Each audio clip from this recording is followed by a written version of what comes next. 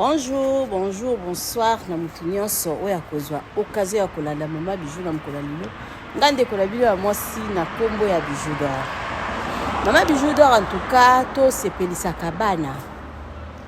Ta mususu ezala mutu mususu okokaka ko bimisa bana te ko kende vacances te. Eza nango ka keloko ya organisation. Surtout bandi janvier bo bandi ko se préparer malembe pour na juillet obeta tour. Eza kaka bana te za pe na yo moko. Mutu atambolaka na mutu atambolaka te ezala différent. Mutu atambolaka fungwa na esprit. Salara makasi. Obetaka tour kendeke vacances. Vacances ezaka na Congo te. Biso tozalaka na Allemagne, mais tokendeki vacances na Hollande. Le jour na biso suka tozozonga Allemagne. Bisous.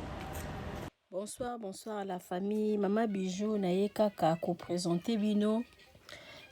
Salon na biso ya sika na appartement oyo tobengaka appartement numéro 1.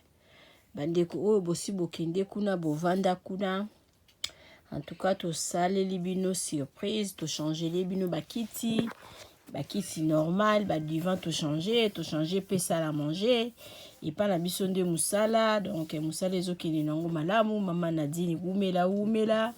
Otala salon na biso ndenge to changer bakiti, to changer les bino pe salle à manger.